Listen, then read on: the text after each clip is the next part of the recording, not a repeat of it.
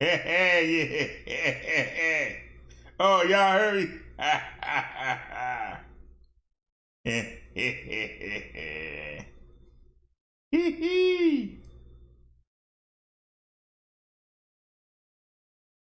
All right, I think we back. I told y'all it was that app. It messed everything up.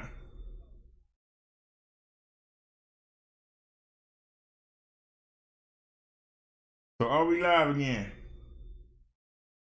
This phone kills me, man. Why you move so daggone slow? I know we live, so what's the problem? Man, you make everything hard. So we not live anymore?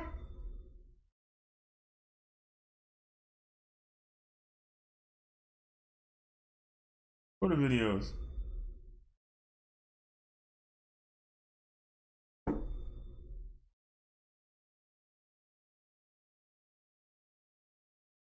Yeah, we live. I see myself, that ugly camera.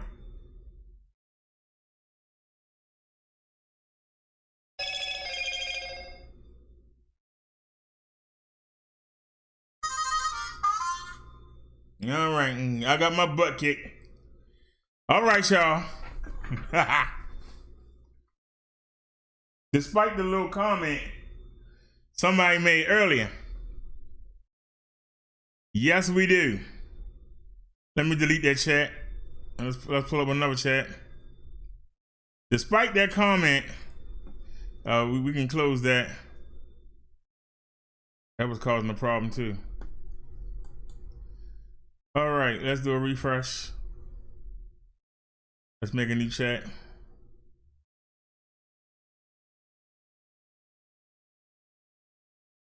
All right, like I said, you know, I'm a gambler.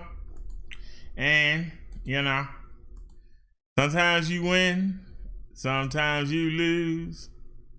But either way, you gotta pay your dues. So we took a gamble and we lost.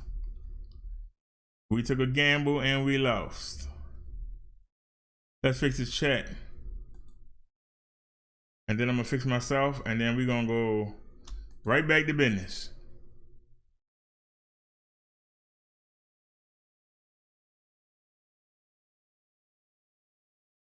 It's a lot going wrong today. That much we know.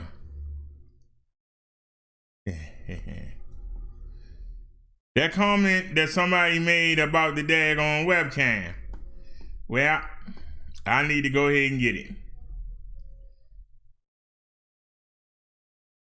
I didn't want to spend the money. I didn't, well, let's get it. After that, I'm done. We not going to do that again. I'm only going to be kicked so many times.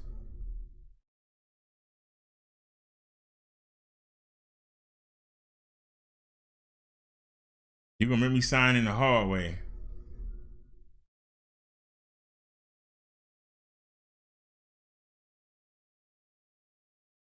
Pay now. Let me block the screen. So you can't let me find anything. There you go, put that up there, shoot.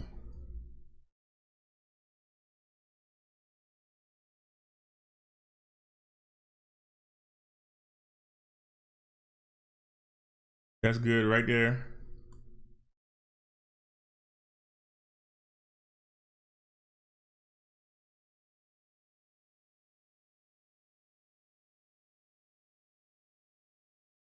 Where's the message?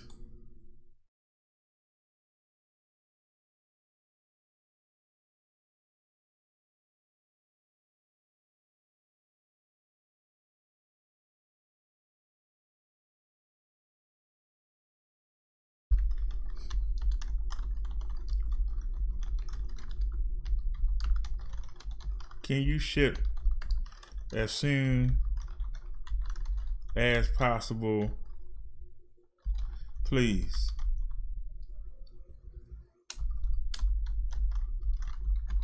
Thanks.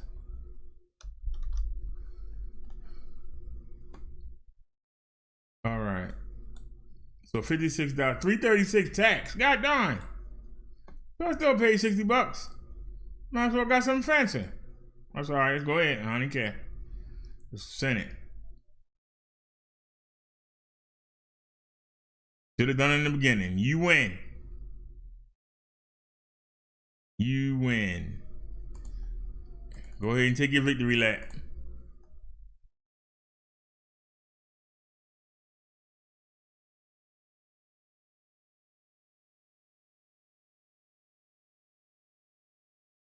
Alrighty, y'all. I'm back. So we got the crappy webcam. The old crapster.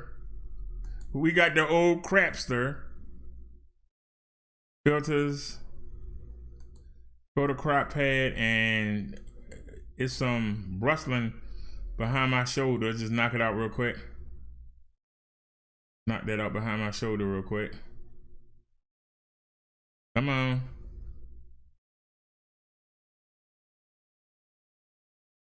Actually, that's good right there. I ain't even gonna try and adjust it.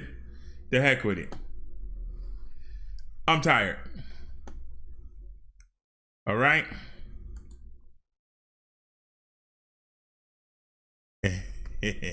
Somebody said, buy some more cameras.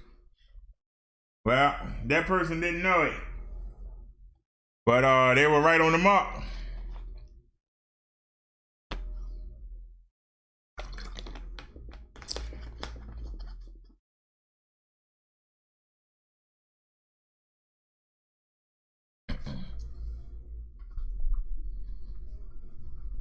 I was trying to be smart, and I bid in the auction and never thought I'd win. And guess what? I won. And I was like, well, I ain't gonna buy it. Well, after that, I bought it. So that means that we got 2 of them coming. Whichever one get here first, I don't care. But using the cell phone, all that did was cause us problems. Even though it looked good, it looked good. But by us tethering, it makes them share the USB port. And they're not gonna share it.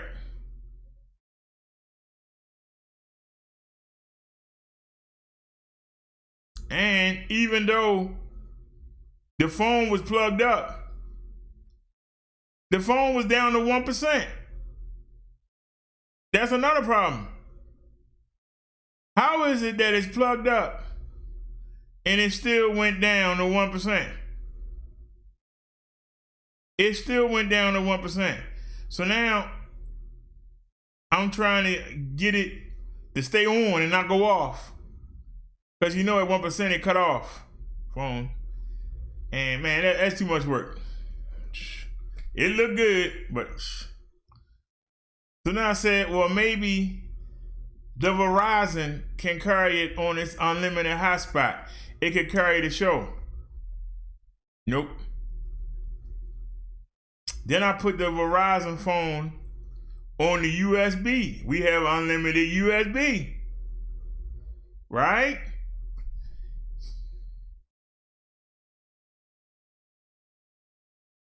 The USB and them start fighting again. I said, man, the Verizon doesn't need a program to run it by USB, but the Metro PS phone does.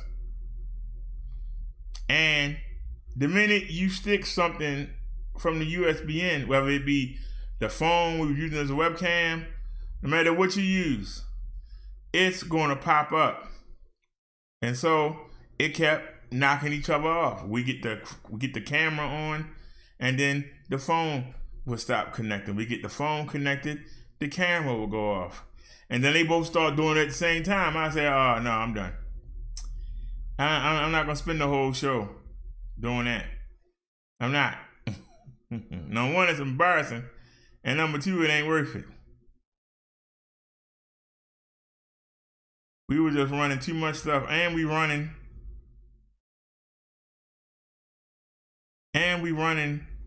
a virtual audio cable, and we running a voice meter. We lost the audio because they're all down here in a row, and I hit it by mistake and knocked it off.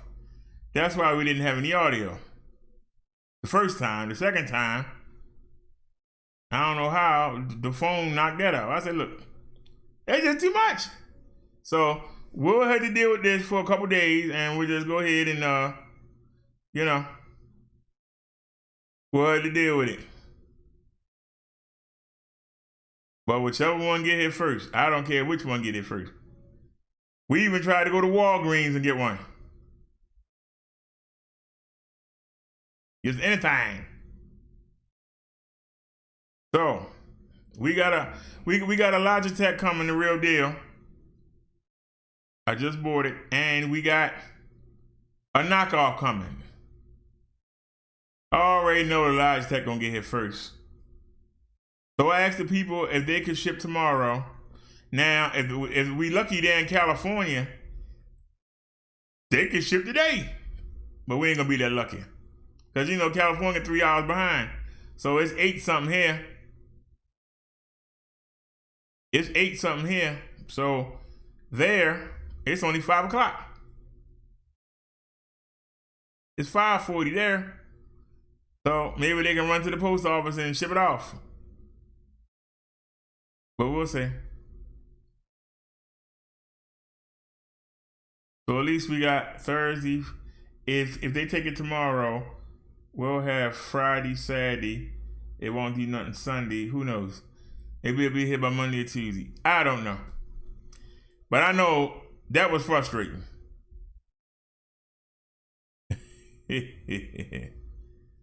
That was frustrating.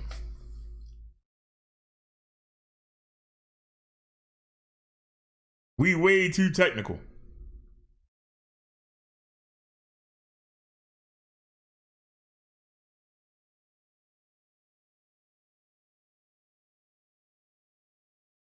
We way too technical. That we do know. And like I said, I don't know what it is, but I don't know if everybody online right now on that phone, but both phones are lagging. So anyway, we're still here. I'm just calming down. Y'all had to see me. Matter of fact, what I should have done was I never showed y'all the conversation. I never showed y'all the conversation. For those of y'all that wasn't there. For those of y'all that was there, you couldn't see who I was talking to.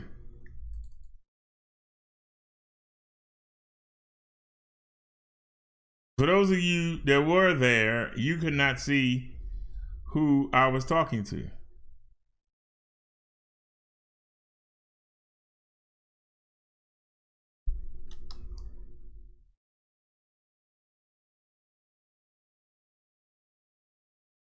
I'm trying to figure out where we was.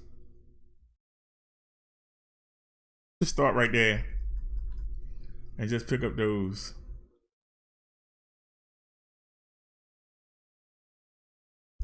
Just pick them all up. What the heck? All right, hit the play button. Police are telling him. The police are telling other people, don't call us. What you blocking us for? You got a police officer right there. And then what you call us for? Call George, call you. They're going to go out the street and have it.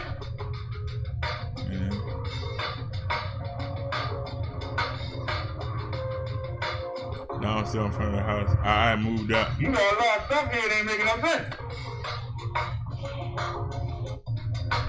It's making me not even want to order nothing now.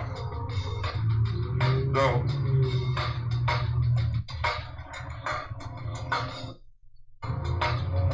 where do we move up at? you said late delivery for the weekend. So I live on the side. Like, see how they do it down here? That's how I am in the alley. So that's why I sit outside and wait. Yeah. Wait a minute, I'm on the wrong video. Hold on a sec. How I get on the wrong video? You are ticked off. Yeah, I'm trying not to show it. Yeah, I got them mixed up. One's called mail lady, one called post office. All right, now I'm trying to see where the guy's standing outside at. I think that's him right there. So let's start right here. What? What are you doing? Always gotta cheat. Look, well, I didn't tell you to do that. You did what you wanted to do. All right, hit the play button.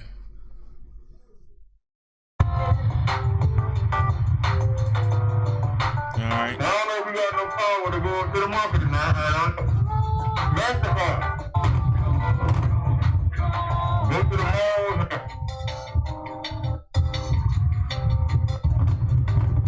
Oh, man. Pictures at the post office. Go There it is. Hurry up and close the door. I made it there with 8 minutes to spare. Just for them to tell me your regular mail carrier here today. And your package is well. They always do in this area, and you said they do that because that's the way they can do it. There's people. If I was delivering, I would want to go to the, I would want to end up at the far end. Then I got to drive back. I can relax. You know, like suppose you would deliver furniture. Y'all out there all day going up and down trucks and whatnot. When you get done, y'all want to get up and get something to eat.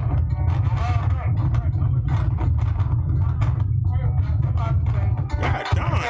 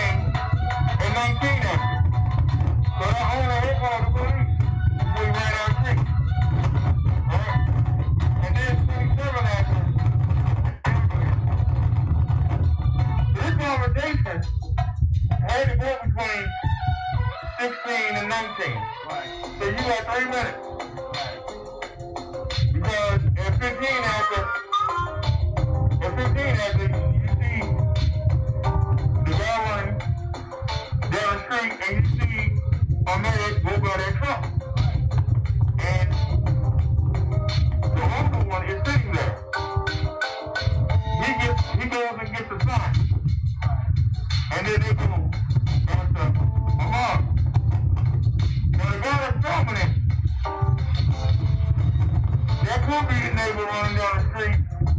going on.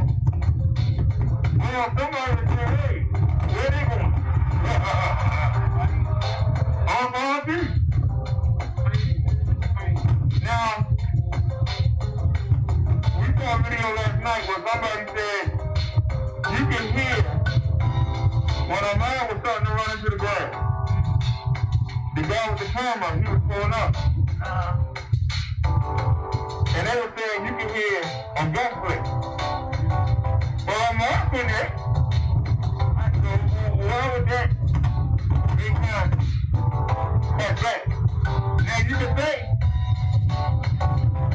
if that pole was right there, and I ain't just spoke on, but, and I start heading that way, my mouth was in the back. There was a dick next to her mom. That truck wheel, I mean the car on the truck, wheel that got through that ditch. So he could have ran and kept running, ran behind one of the houses. Now you know on the other side of the house ain't nothing but water. So he could have ran. And ran on. But instead, he goes back to the truck. And my neighbor last night was saying that because the guy was pulling up in the car, it made him feel like, well, I'm about to fight. What I'm saying is, well now, if you believe that, not only do you got the father in there on the phone, 6 feet right. I got close in there. Sometimes I like to get it clean just for that. So, if you, the father is in there talking to the truck, talking to 911. There's a guy you believe is behind you in the car. You got somebody standing on the other side of the truck with a shotgun. Now, you can't run into them anyway. Well, I don't know. I would have turned around. Now, my neighbor from last night said that the guy in the car was the reason. He said that he did try to turn around, but the guy in the car made him turn back. But I didn't see that. I saw him running to, then you see him running that way in the ground. When the camera comes up, he turns and runs this way and goes back around the front. He didn't keep going. He didn't go past the back of the side and keep straight. He went right around and he went for Travis's gun. You coming to me with a shotgun, I'm not running back towards your car. Like you said, I'm gonna try to get low, I'm gonna try to hide, because I don't know what your intention is. You know what I mean? I see you in the car, you got shotgun,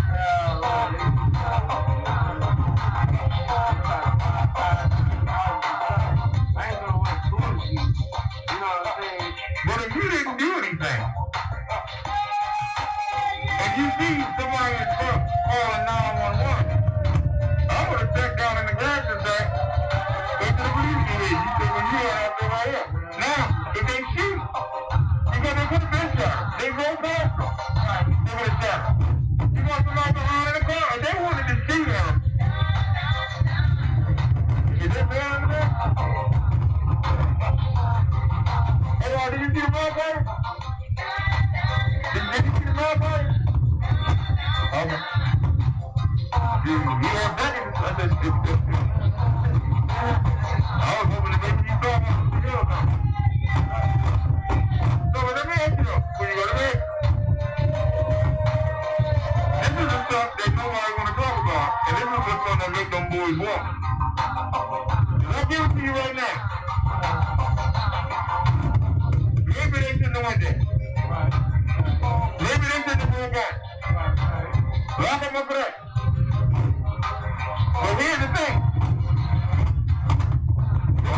As a black man, think as a country white boy.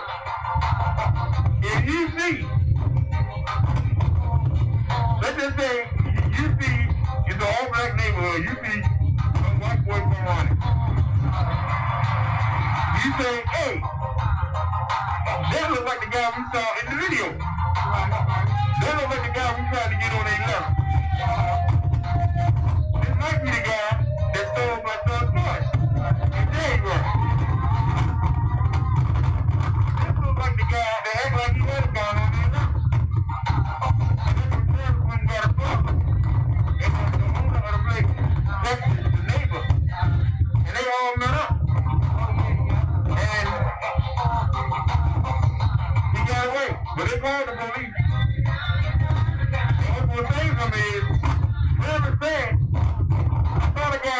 car. And he act like he had something in his pocket. He act like he had a gun. So I got scared and drove off. He ran in the house. I went and got my daddy. We come back, we run into the neighbor that's coming there also. So now we gonna go look. So he got away, but Travis waited for the police department to told him. The guy acted like he had a gun. Right. The officer that responded to the case, Officer Wacky, he got the Travis and made a report. But here's something that really helped out the white boy. The owner who said that he had nothing to do with the McMichael, didn't know him and all that, Officer Rush told him in a text. The next one, somebody said, don't call Rush. Call George McMichael and gave him the man number. Well, you don't know who he is.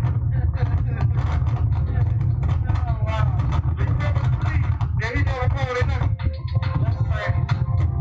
If it doesn't matter, you gonna run out.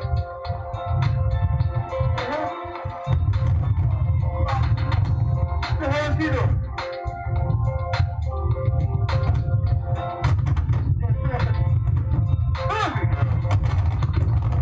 That wind ain't letting up. God darn.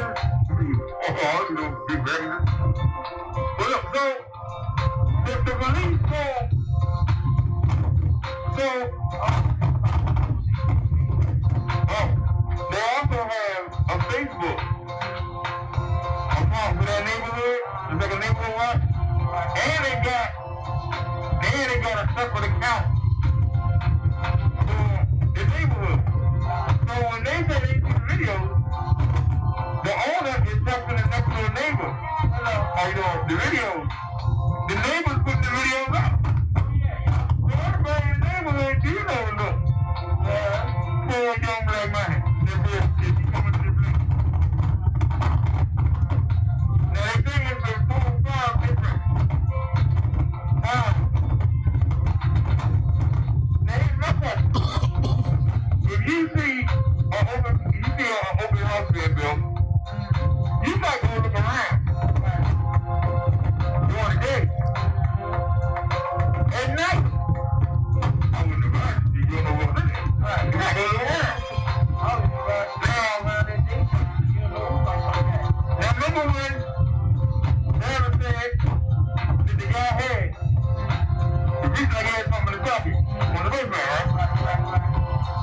He said the guy ran in the house. And when they came back, they could see one Sebastian had a flashlight. So maybe he had a flashlight. Right? But like I said, he got away. He went on the back and ran and then around. Right? So, if there is a mother. Somebody has talked about it. Now I got somebody that act like they got a gun. Well, that's my gun. So they gonna shoot you with my own gun. You know that? You gotta look into their mind. And this is what's gonna kill the case. See the way to the trade is like yeah. So now the ball was sitting on front, like I'm sitting here now, and you see Harvey just run by. Hey, there you go, hey, there you go. Like you said, like they don't want to be here. So, and this is what people get mad at me at. The first time, on 11, Travis was 9. Alright. You ain't got a daddy. So, if you think they might be armed, and you want to go hold them into the police car, why would you go without a gun? Why would you go unarmed? And this is my point of view, not from you, that's from me. I already got caught without no gun. And at that time, you know, they could have got what I want. Right. I think he's armed, I'm going to go with a gun. So now, you see this same person on one guy.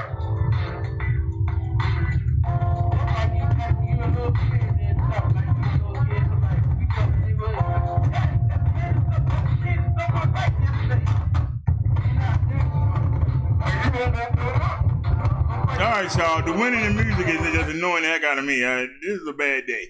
That's all this is. It's just a bad day. I can't hear nothing but the wind. It's shameful. Shameful, I tell you. It's shameful. I don't know, it's 6 of y'all here. Was y'all enjoying it?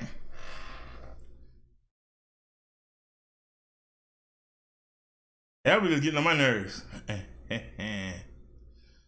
Well, what Liz called me Mr. Spendy.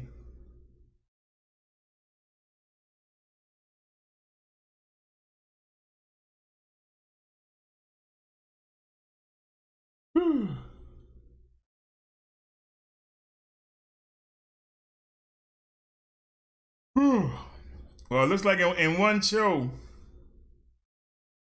all that was for naught. Because you see how fast everything got knocked down.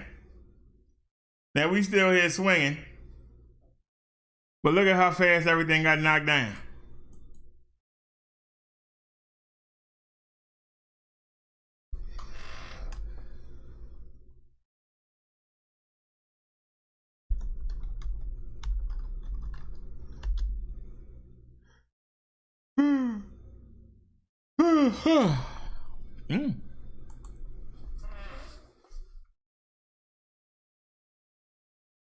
Now that's a ways ago.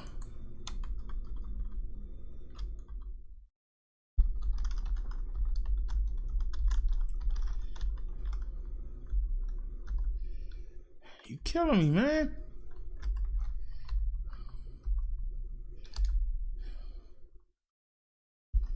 What is it?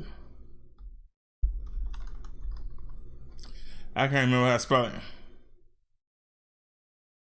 And we on with the Guardian. Screw you, the Guardian.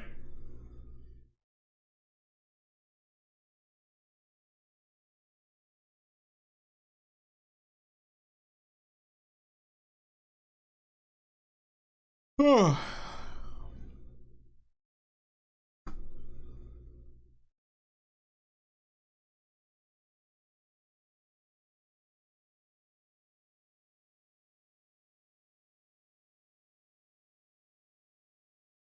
So you want to let me see what it says?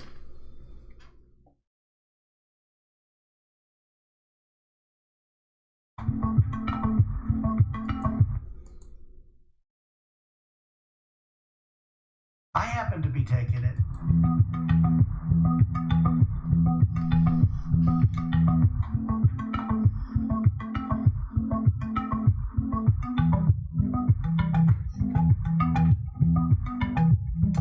Oh, his own government said the anti-malaria drug is not suitable for fighting COV.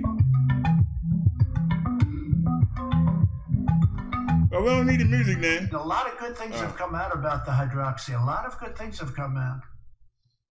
You'd be surprised at how many people are taking it, especially the frontline workers, before you catch it. The frontline workers, many are taking it. I happen to be taking it. I'm taking it, hydroxychloroquine. Right now, yeah. A couple of weeks ago, I started taking it. Because I think it's good. I've heard a lot of good stories. And if it's not good, I'll tell you right, I'm not going to get hurt by it. It's been around for 40 years for malaria, for lupus, for other things. I take it. Frontline workers take it. A lot of doctors take it. A lot of doctors take it. I take it. Yeah, I hope to not be able to take it soon because, I hope they come up with some answer. But I think people should be allowed to. I got a letter from a doctor the other day from Westchester, New York, around the area. He didn't want anything. He just said, sir, I have hundreds of patients and I give them hydroxychloroquine. I give them the Z-Pak, which is zithromycin, and I give them zinc. And out of the hundreds of patients, many hundreds, over 300 patients, I haven't lost one. He said, please keep pressing that, sir. And if you look at that phony report that was put in, that report on the hydroxy was given to people that were in extraordinarily bad condition. Extraordinarily bad. People that were dying. No, I think for whatever it's worth, I take it. I would have told you that 3-4 days ago, but we never had a chance because you never asked me the question. Are you doctor recommended you take that? Is that why you're Yeah, White House doctor. I didn't recommend. No, I asked him, what do you think? He said, well, if you'd like it. I said, yeah, I'd like it. I'd like to take it. A lot of people are taking it. A lot of frontline workers are taking hydroxychloroquine.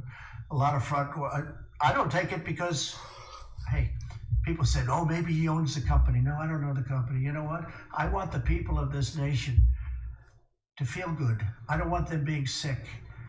And there's a very good chance that this has an impact, especially early on. But you look at frontline workers, you look at doctors and nurses, a lot of them are taking it as a preventative.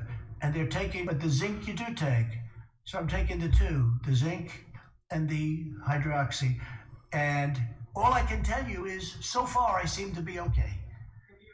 Though why you started taking it? Have you been exposed? Yeah, because no, not at all. I just said that I've had so many letters from people, like the one I told you about. I got it last week. I'll give you, would you like a copy of it? I'd love to give you, if you ask Molly, she'll give you a copy of it.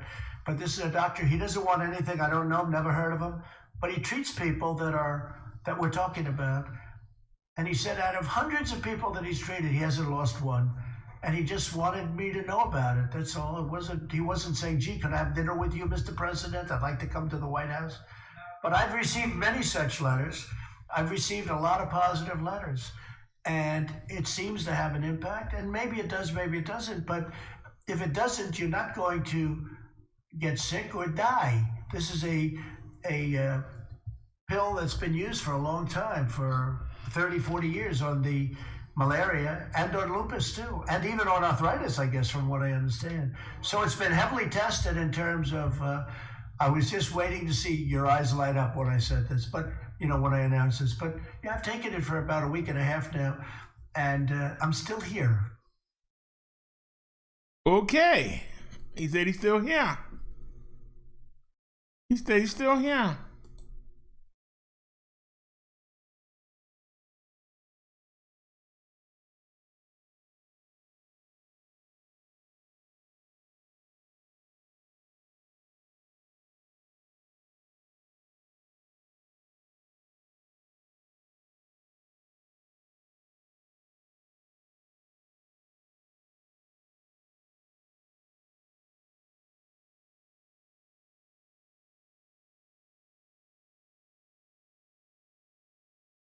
Our president wants to talk about how strong he is to take hydroxychloroquine because he just does everything he can to make himself strong, make this country strong. And I hope doing whatever he does keeps him strong, science notwithstanding. But I know this much, I don't know that it'll help with his health, but it certainly helps to cover up his weaknesses. Another day that most of the media wouldn't be pressing him about never dealing in any real way with how we reopen. And he bought a pass today on a bad piece of news that I bet you probably haven't even heard about. Did you know that the first foreign-directed terror attack since 9/11, foreign-directed, happened on Trump's watch? We now know the FBI has found an Al-Qaeda link to that Pensacola attack last year at a military base. They were able to break the encryption on the attacker's iPhone. Now, we knew he was a Saudi military trainee. Remember, and it was all put on the Saudis, right? Remember that? It was all put on the Saudis by the Trump administration. Well, now we learn he was apparently a longtime associate of Al-Qaeda, who had communicated with operatives from the group as recently as the night before the shooting. Remember, 3 U.S. sailors were killed, several others wounded. FBI Director Chris Wray says the Pensacola attack was actually the brutal culmination of years of planning and preparation by a longtime Al-Qaeda associate in the Arabian Peninsula. Again, since 9/11, we've had plenty of people, lone wolf, foreign inspired, or just, malignant of mind and soul, but no foreign terrorist organization has successfully directed a deadly attack in the U.S. Okay? That's what we get according to a think tank that studies these things. So again, you're not hearing about that today. Why? Because you're hearing about hydroxychloroquine. You're not getting pressed by the press to the president about how do we reopen? How do you bring these states together? How do you get it so you balance what we need and what we want? Let's bring in Senator Bernie Sanders. Always a pleasure to see you. You look well. I hope you and the family are great. Doing great. How are you doing? Better than I deserve. The idea of just in case, Senator, we need you. You are one of the leaders of this country. Should you be popping some hydrochloroquine like Tic Tacs, just in case? Just in case, no. No, big time. You know, I think it's a good idea to listen to what doctors have to say. And what they are saying is that particular drug has not been proven to prevent the coronavirus. And in fact, it has some pretty nasty side effects. So no, I would not be doing it. Now, in preparation for the interview tonight, I thought I would have a reasonable number to use with you about how many times you chided me not to bother you with what Trump was saying because it was a distraction. But the number grew so quickly that it was so embarrassing, I thought it was going to give me a fever again. So let's just deal with the general proposition. You are very savvy to when Trump is trying to snooker. Do you sense that that is what is happening right now? I do. He is certainly trying to deflect attention from two extraordinary, unprecedented realities. And that is right now, we are looking at the most severe economic meltdown since the Great Depression. And simultaneously, we've now lost over 90,000 Americans as a result of the worst pandemic since 1918. Combine those two, what we're living through now is a horrific moment in American history. And clearly the focus should be, A, how do we address the extraordinary suffering that working class people are now experiencing? Chris, as you well know, you've reported on it many times, we have lost over 30 million jobs in the last 2 months, an unbelievable number. And many of the people who have lost those jobs are struggling now literally to put food on the table for their kids. They're struggling to pay the rent, not get evicted, keep their homes, to all of the basic necessities that they need to survive. And you have not heard Trump say one word about the need for Congress to act and act boldly right now to protect a working class in this country, which is suffering in a way we have not seen since perhaps the Great Depression. Here is a guy who says, I am a champion of the working class. The Republican Party is the party of the working class. Well, Mr. President, stand up and defend workers throughout this country. Second of all, Dr. Besser, a moment ago got into this. And that is, sure, we all want to go back to work. Sure, we all want to reopen the economy. But you do not want to sacrifice lives unnecessarily in that process. Where is the national policy that says to states and employers all over the country, this is the safe way to bring workers back on the jobs? So what you got now, Chris, and this is really quite unbelievable when you think about it. You got 50 states scrambling on their own, each moving in a different direction.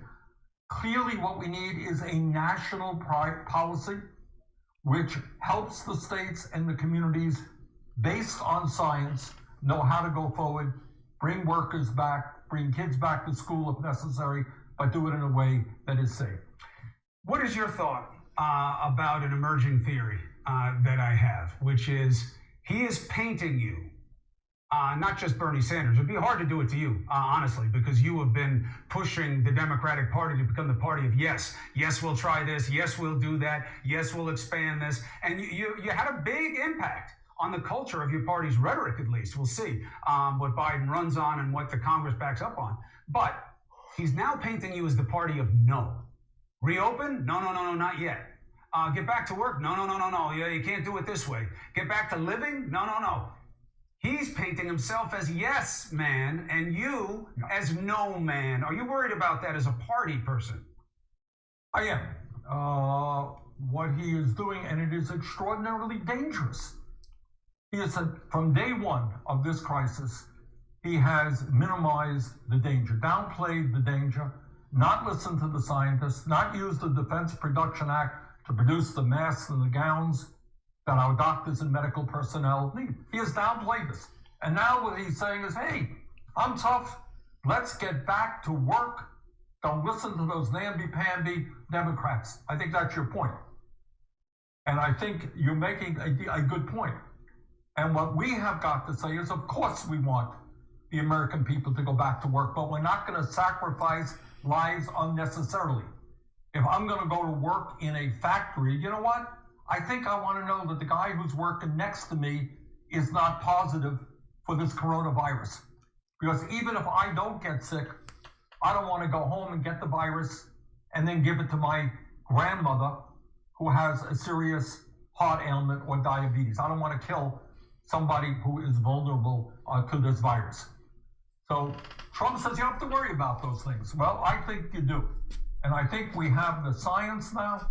We certainly have the capability of creating a methodology by which people can, in fact, return to work. They do want to return to work. They do want to go out to a restaurant. We can do that, but do it in a way that is safe and not listen to Trump and sacrifice, I fear, many thousands of lives. I've said this many times, no question, on the record, on the show. I don't see how your party wins unless it's an all-in strategy, and I don't know how if Bernie Sanders isn't all over the country fighting for the party, that you guys win. That's just my opinion. President Obama, I also believe that it's an all-in strategy, and if you don't have him all over the place, I think Joe Biden has trouble if he winds up being, officially made the nominee. He is now out there, President Obama, in a way, talking to kids and doing convocations and end-of-year ceremonies where there's a lot of messaging in it, the president and he going back and forth a little bit. What's your take on this from a strategy perspective from your party? Well, I think what President Obama is doing is the right thing. And Chris, in the midst of this terrible tragedy, which is impacting everybody in one way or another, a group that we don't pay enough attention to, who are really horrifically impacted by this, are the young people. All right, you're graduating college right now. Where's the job for you? Maybe you left school $50,000 in debt, $100,000 in debt. You're graduating high school right now. Where is the opportunity for you? Oh, yeah, I'm going to sleep. Yeah, sorry. I'm going to sleep. I'm trying to hang on to 10 o'clock. Because that's when the wrestling go off. Trying to find something worth looking at.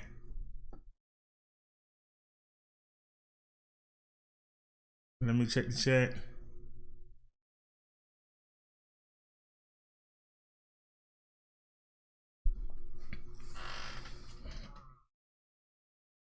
Are you trying to get us to watch this video so we can get flagged for it?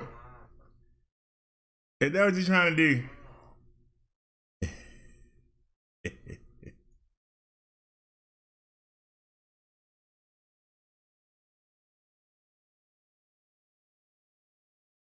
Hurry back now.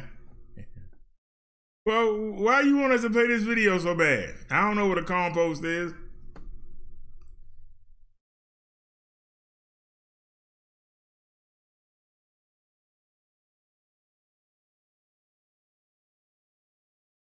I'll think about it.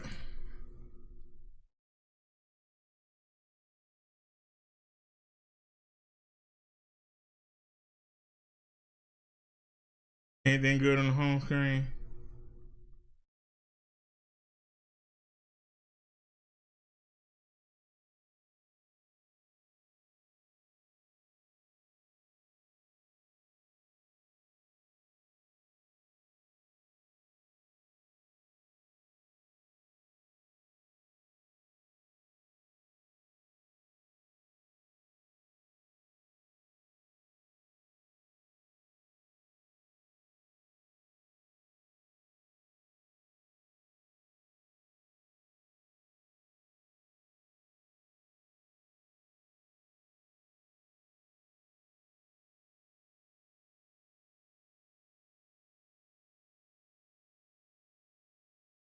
That's 4 days ago.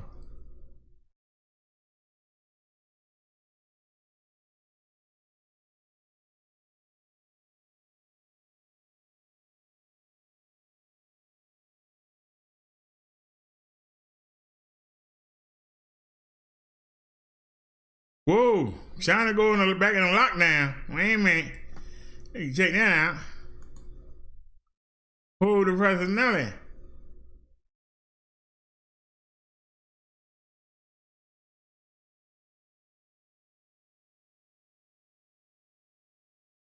Waiting on this Sprint commercial.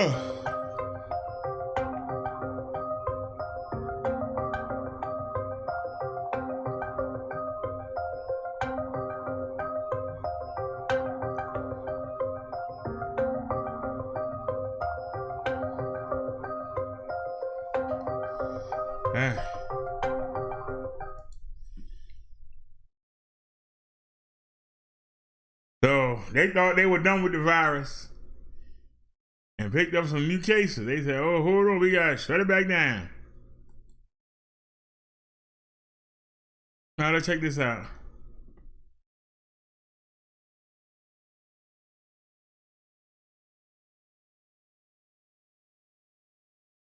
Shop is now a flashpoint for conflict. I work for Costco and I'm asking this member to put on a mask because that is our company policy.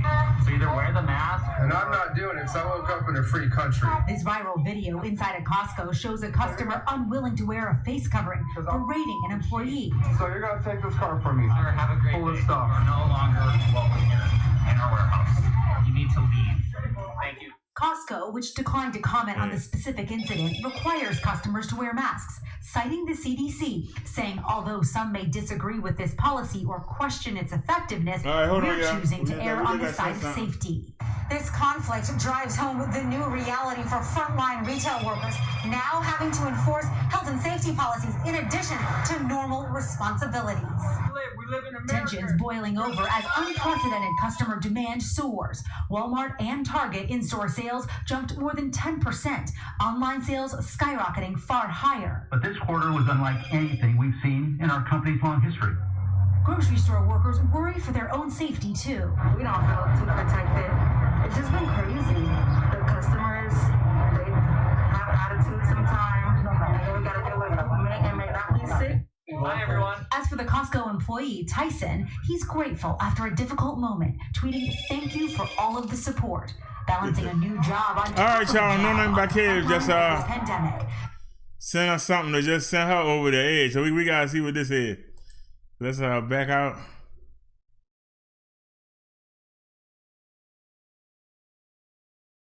Wait a minute, I sent it to Liz so I can grab it. Oh man, well I play. There you go, it's playing. Oh, this for No Night Podcast.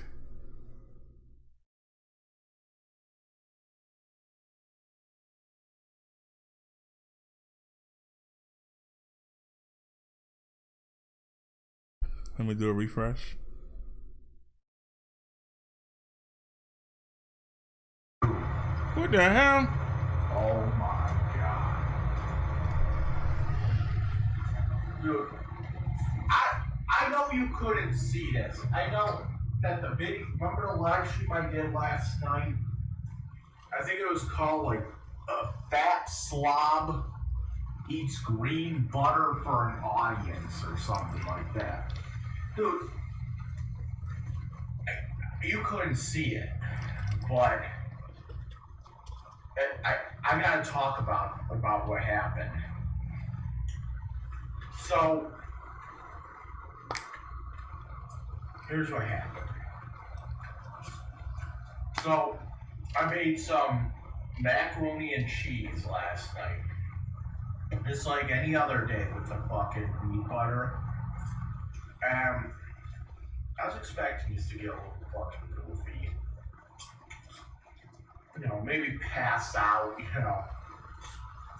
We're not overdoing it. I don't know what it was about the butter I used today or yesterday. It was the same butter I've been using for like the last couple weeks. I don't know why this time things were different. So what happened? I was high as fucking hell. And this was like the strangest fucking weed high I've ever fucking had. Okay. Why would they allow it? Why would anybody watch it? Ever sit there and get high on pot and have full-blown hallucinations from it? Now,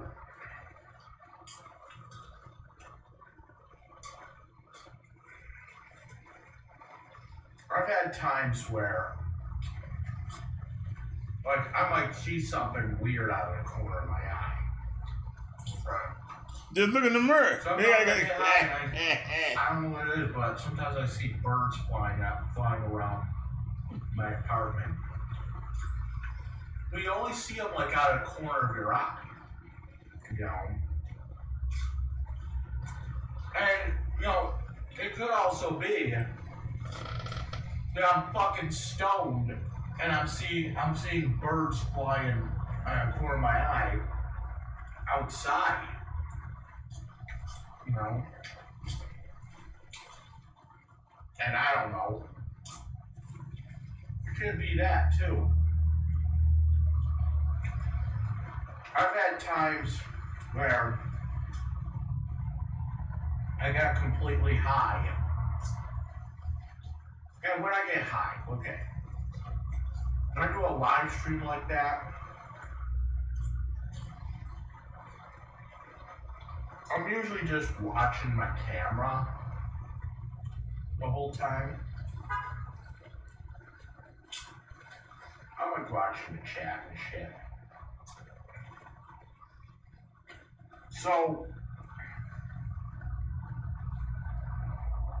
yesterday, I'm sitting here, right? I'm fucking stoned. I had to wait for my dealer to call me back because now I got half an ounce of shrooms, we're gonna fucking do some of those tomorrow. For my dealer to call me back. And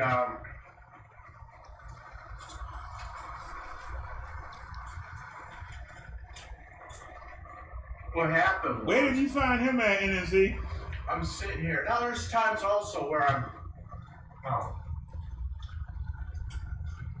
there's times also where I've gotten high. There's what do you call it? There's like certain things in the fucking,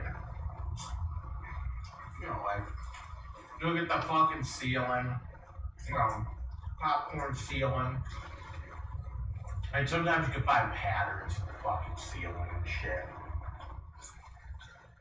You know, even though I'm just sitting here watching myself, sometimes the way the blanket is fucking wrinkled here might look like something else. You know. We got like wood grain and you can start seeing shit in the wood grain. I mean, I've seen that shit. Okay. But the thing with that is that I don't really think that's a hallucination, because even when you're sober, right, you go back to it and you look for it again, and it's still there. There was that you know, that face in the woodwork was always there. You just never noticed it until you got high. And I remember at my old apartment on Green Street, I remember how it buttered up.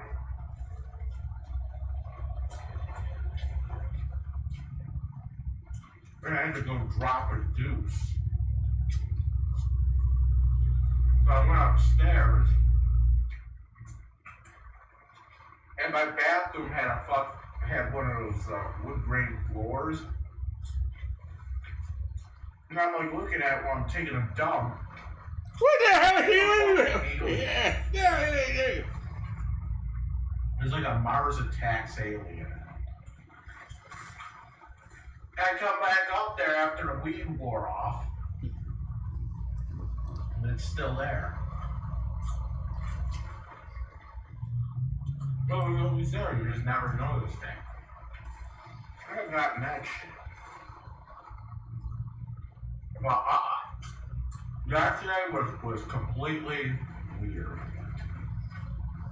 Now, dude, I was having full-blown hallucinations for real. Now, I was looking at the ceiling when I was high yesterday. I saw God on the ceiling. I'm like, what the fuck? I'm even looking at it today and I can't find it again. I'm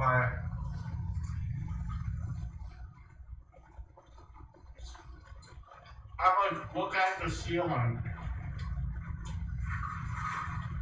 I see, I literally see fucking words in the fucking ceiling.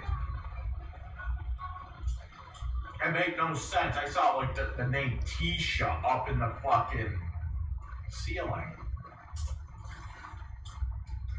Alright, like I kept saying. Is he in a trailer? That's why I kept saying that shit about the wet t-shirt contest. No, it's too wide to be a trailer. T-shirt contest, I don't know. Dude, I was sitting here, I was looking at myself in the fucking camera. And like literally at the bottom of the fucking screen, at one point, dude, I was literally seeing this too. At the bottom of the screen, it looked like the fucking lineup from Mystery Science Theater at the bottom of the fucking screen for some reason. I heard some people outside. They sounded like they were right next to him. That's why I asked, was that a trailer? It was like they were watching my live. But it's too wide. Which would be awesome if they did, but anyway. Also on my fucking screen,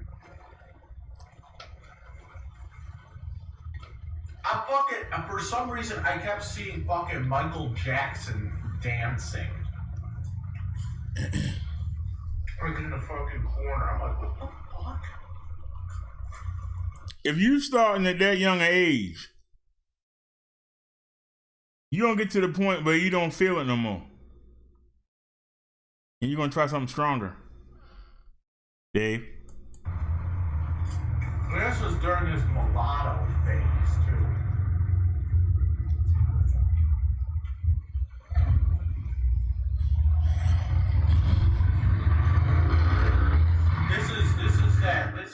This is that phase where he was still black, but you know, he was getting, you know, he was starting to become white. So he looked like a mulatto. I'm sorry, I'd rather listen to Kevin than him. He boring. Disgusting but boring. What's going on with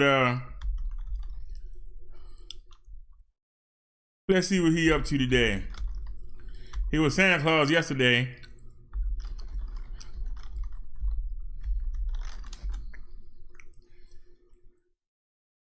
I didn't ask him. I didn't put that in there. You doing what you want to do. Are we on Google?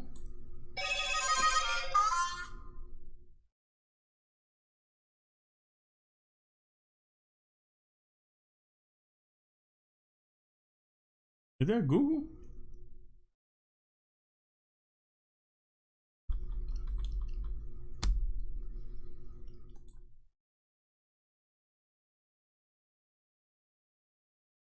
I don't know why I keep calling him Kevin Prince. What is his name? And why are we on Google? Seriously, why are we on Google? Because I have to go to YouTube.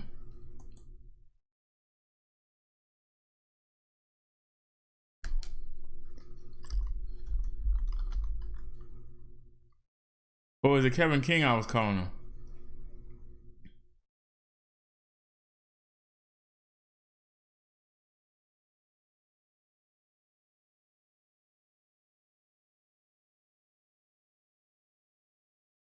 There he is.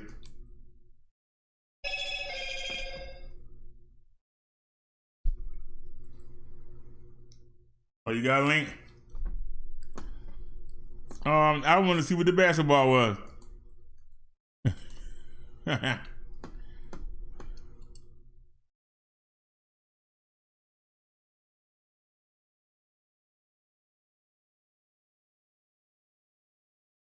Is that Gigolo or Juggalo? Juggalo.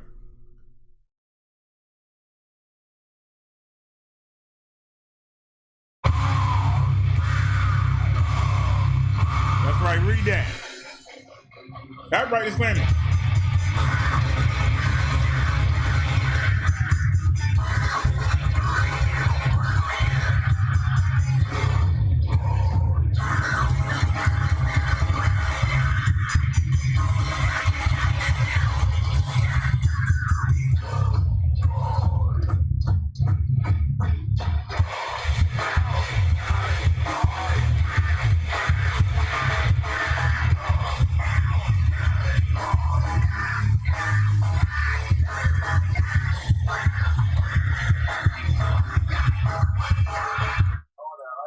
For y'all motherfuckers.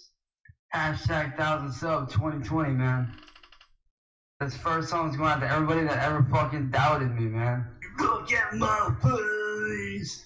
Are you mad cause I'm too young? Cause I'm mad when you look at my face. Are you mad? Why you mad? And that message that on them playboy find down, yo, that's a playboy. Say Jack, la la la, get you with a vending machine, la la la, same deal. Tell them fair park here.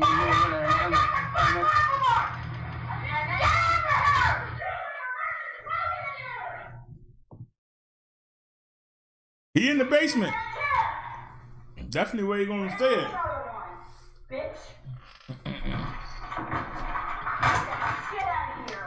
Entertaining my ass. You wanna be a bitch? I can be a bitch too. You just wait. Tired of your shit. You don't deserve a TV. You don't deserve anything. Until you learn how to behave. You want that bad off. This is ridiculous. This is absolutely ridiculous. I'm not having this shit. I'm tired of your behavior. You're gonna change it, and you're gonna change it right now. I'm not doing this shit no more. I'm a great mommy, aren't I? I'm a great mommy, aren't I? Bitch! Open yourself! Take care of yourself, brat! Bull crap! I can't get her to do nothing! I can't get it! The hell?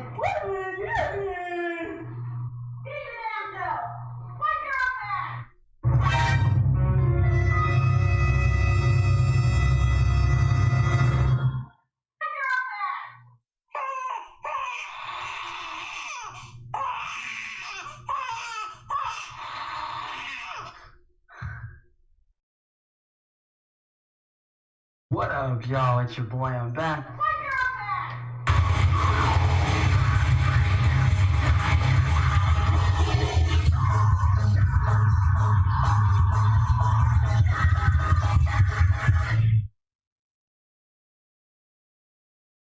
Okay. Okay. Damn. I don't know what to say after that. I don't know what to say after that. Anybody got any comments? Damn. I don't know what to say after that.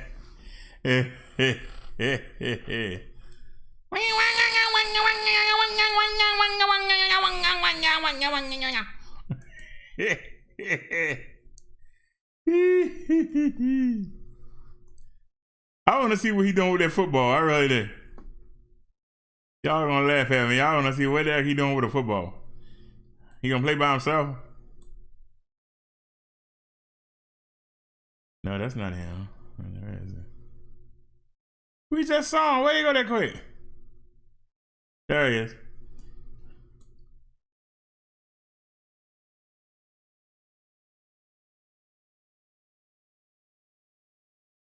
He only got 210 subscribers?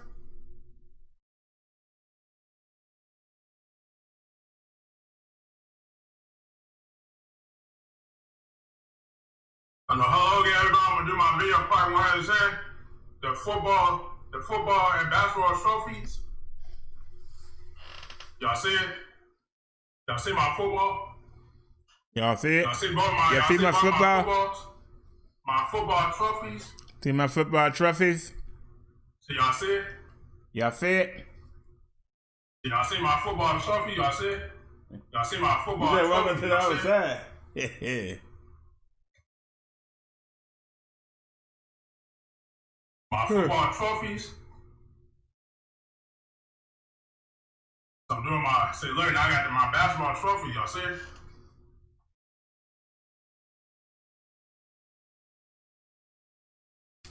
So I got my basketball trophies.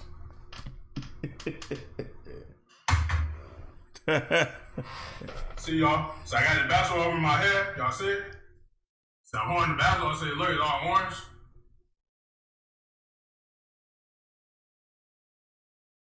Plain basketball.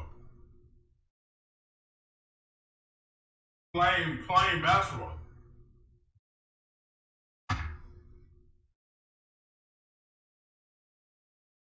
Now I got my football trophies back.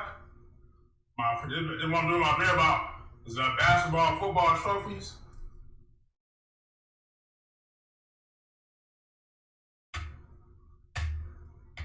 I know people, you playing the NFL and NBA?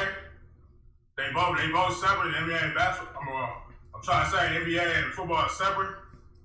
I know NBA I'm so sleepy. And football go and make the touchdown. It's like baseball. You hit the ball far, you make the home run. Baseball. And hockey, you making the puck. Hockey, you do that. You do that making the puck hockey. So I'm holding my football, y'all. My football trophy. Just want to do my video about the basketball football trophy. Y'all see it? I'm throwing the football. Well, this one. I'm sorry. You better cover this thing.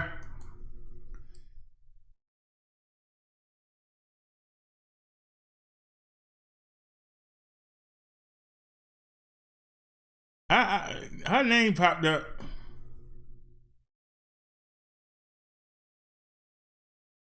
What's going on with her? I ain't seen her in a minute.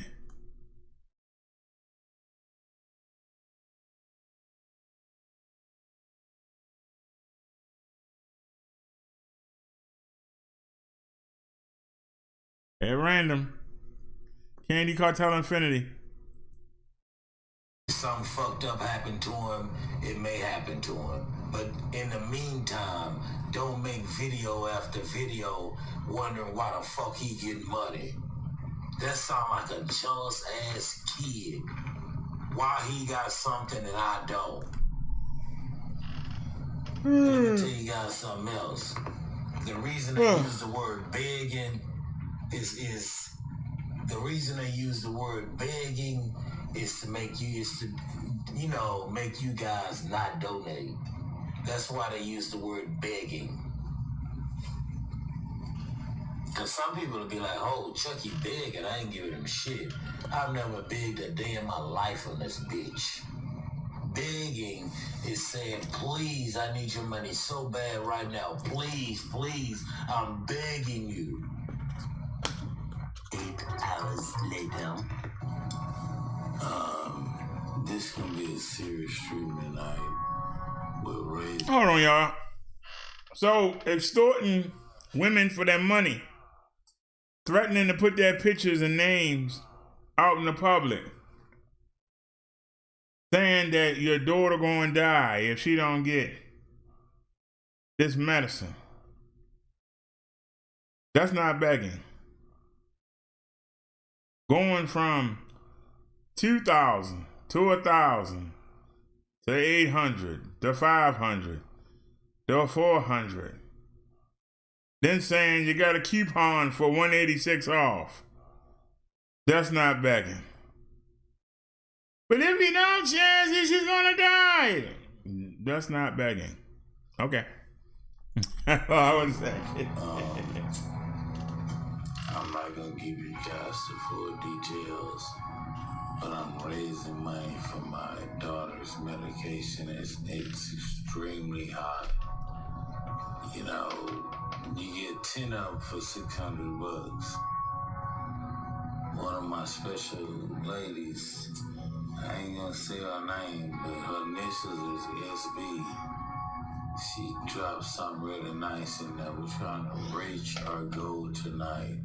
I would love to leave this on until I can get the $600 tonight. And I'm gonna drop the cash up, guys. Donate what you can. I can't tell you who is my family member, but I can't tell you who it is because they're gonna bombard me. And no, I did say my fucking daughter. So could you guys please donate? Somebody in the chat say Beggy Cartel. I think I've done enough videos on there for you guys to help to raise $1,000 for me tonight. I thought it was 600. So legendary. Show me how legendary I am. I thought he said 600. I go to 1,000. Baby got stricken with this shit out of there. Cause some people will be like, oh, Chucky big and I ain't giving him shit. I've never begged a day in my life on this bitch. NACC in the building. Because the private CC members knows what's going on with my daughter and her horrible disease that she's going through. And that's real fucked up. I want you guys to pray for me. I severely need you guys to donate to me. And I need you to send well wishes and cards to let us know, me and my wife, to let me and my wife know that over the last 3.5 years that you guys really care about us. My daughter, this is emotional. This is gonna be an emotional show. My daughter, 10 years old, and this happened to her. That's fucked up. I wasn't gonna go public and tell people because of the lady lies and the other people that want to make fun of my child. I just wanted to let you guys know what's going on with my child. She's very sick right now. And I really would appreciate you guys if you would show some kind of love to help us through these thousands of dollars of medical bills. I really would. If you guys can help us out. But if you can't help out, you show me you really don't give a fuck about Chucky anyway. Cause some people will be like, oh, Chucky big and I ain't giving him shit. I've never begged a day in my life on this bitch. It is very important to help children. Very important. I ain't paying him a bit of money in check. They saying hi to each other. People don't even give a fuck. Okay, right now, we doing a $20 challenge to help my baby get that insulin. This saving somebody's life. We doing a $50 challenge. Who loves CC? This is to save my baby life. That's why I told Chassie and Sherry privately I didn't want to do this publicly because niggas don't help. Cause some people will be like, oh, Chucky big and I ain't giving him shit.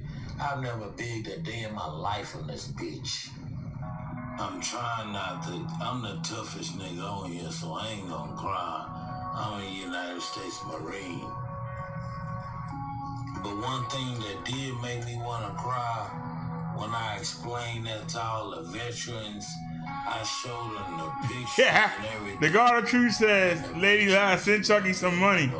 He's military like us, laugh out loud. Diabetes with low sugar and going to the hospital every now and then. Guys, and I never lie, I always tell the truth. Guys, I was off of here in the hospital with my daughter back and forth. Hold up. I see 3 cash up. I see $2 signs at the top of my thing. I should see 10 of them. This is my daughter. What the fuck is wrong with you people? This you nigga Chucky out of H-Town, a legend. Show the legend some love tonight for my daughter. Cause some people will be like, oh, Chucky big and I ain't giving him shit. I've never bigged a day in my life on this bitch. You got niggas asking for PS3s and bullshit. This for my motherfucking child. I should have $1,000 already. And if Tommy wasn't here, I'd cuss his bitch ass out. Cause he should have been the first one donated to my child. Bunch of bullshit. That's what I don't like niggas now. Niggas like to sit up and not help. Help the cause. Hit that cash out. For the 100. Cause some people will be like, oh, Chucky big and I ain't giving him shit. I've never bigged a day in my life on this bitch. Also, what's up out of SoCal? I know you not a cheapskate and I know you care about my fucking daughter. The Chucky cartel is starting to piss me off about my daughter. Yeah, God TV says, let's do the $50 challenge. Lady Lie, dollars. Juvenile diabetes. She takes insulin, and I can't afford the $300 insulin. If you can make a donation, just do something for your boy. Make a donation. I need all CC to contribute to my goddamn baby. And if I'm the leader and I can't get you motherfuckers to donate to my family, you guys really ain't in my clique. You really ain't in my clique. You ain't in it. Hit that cash up. Cause some people will be like, oh, Chucky big and I ain't giving him shit. I've never bigged a day in my life on this bitch. Who the fuck is this? Man, if you ain't hitting me on Hangout, I'm making my motherfucking dice roll. And also, my dice still ain't roll. So I got played. You said you gonna drop 20 and that'll call in. Call in, drop that 20, and I'll send you my private number on Hangout, and you can call in right now. My homegirl about to call in right now. I want to speak to Chance and Preaching. Cause some people will be like, oh, Chucky big and I ain't giving him shit. I've never bigged a day in my life on this bitch. I can get you Friday.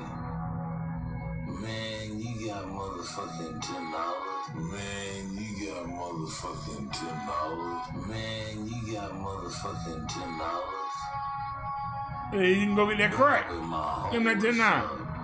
And when I say Barbie, my home, Barbie, she not up there with Chelsea. Cause Barbie, you gotta start back donating, mama. You used to donate strong. You gotta start back donating to Chucky. Chassie up there, Sherry Bombers up there, Andrea up there. It's a lot of girls up there. You gotta start back donating. Cause some people will be like, oh, Chucky big and I ain't giving him shit. I've never bigged a day in my life on this bitch. Make the motherfucking dice roll right now. You'll be third in command. Cause I love you, Barbie. You'll be third in command. Make them dice roll the next 10 minutes. You'll be third in control.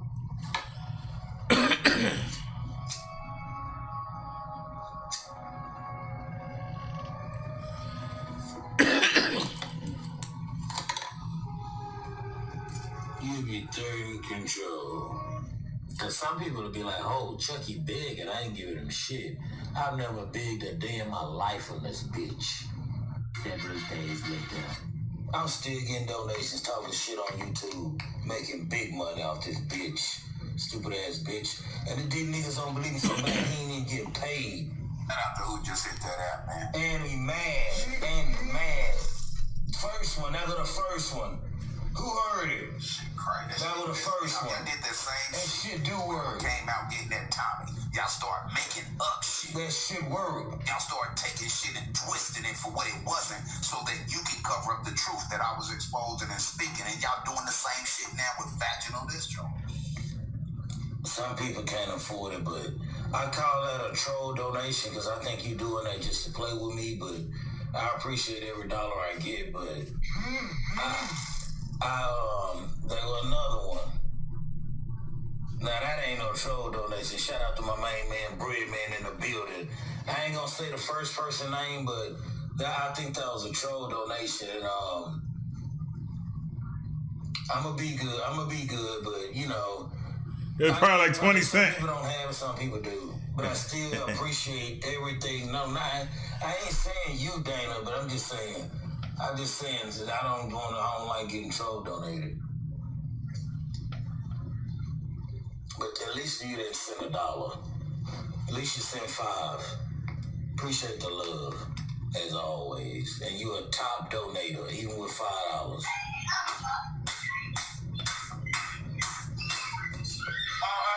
Now, here's my statement. Here's my statement. You bitch ass, retarded ass nigga. Okay, now. Okay.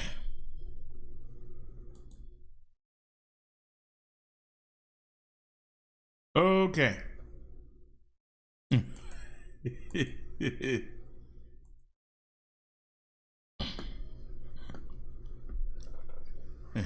Okay. We ain't seen some weirdos today. You can say what you want to say. We ain't seen some weirdos today.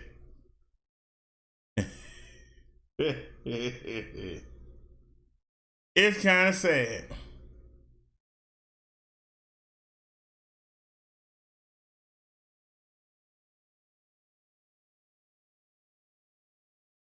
You know, I got irritated because Walgreens charged me $9 for 2 of these pens. Right? 5 come in the box. You heard that man say 6. I got upset because they charged me $8 for 2 of these, but I got a box of 5 the other day, the time before the last time we went, for $9. Why do you need $1,000 to get something? I don't get it. But this is insulin right here, called Baxillar. Quick pen.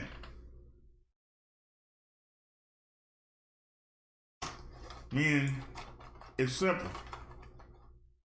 It ain't like you gotta like find a vein and tap and do all that crap. You just see, this is the needle.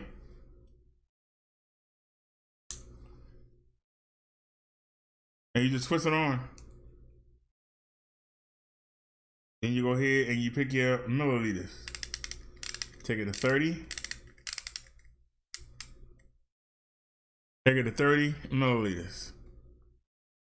And then I can just inject it in my leg while I'm sitting there.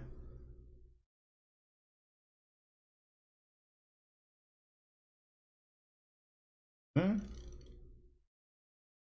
take it back out. And as y'all can see, you put the cover back on.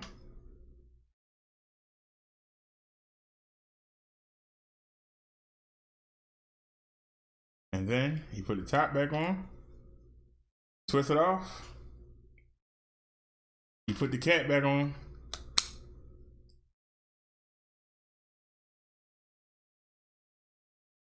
And then you wait there to go to the bathroom.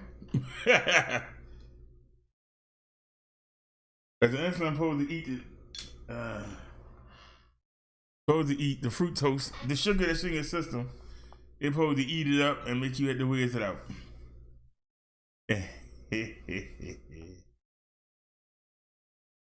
You said not Chucky doll again. That was the only thing that looked like was worth playing.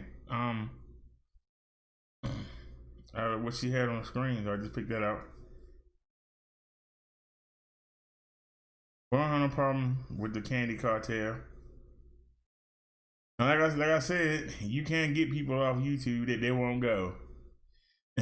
They'll get somebody to make up an account for them, and they'll come right back, even if you get them knocked off. So it ain't worth the trouble.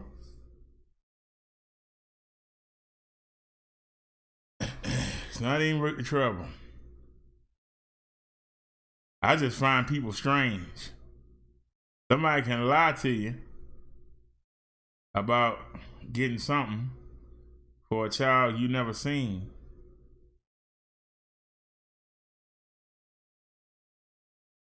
But if you ask for food to go to the market, you begging. I don't get it. I don't make the rules. That's the way they think. It's literally the way they think. Oh yeah, I didn't get to read this.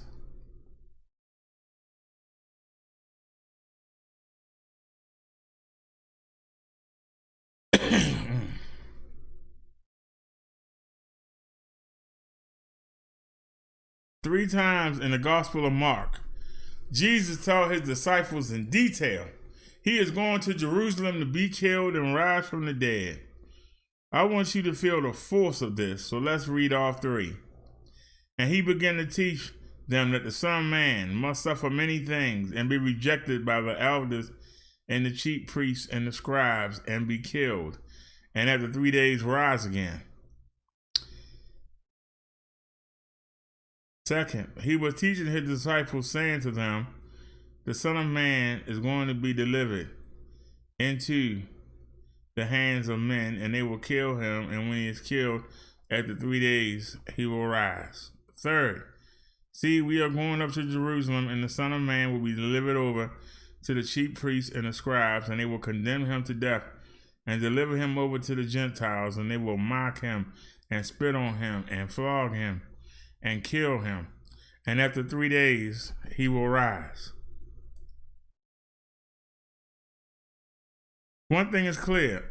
This is important to Mark and Jesus. At least 4 things stand out in each foretelling of Jesus' suffering.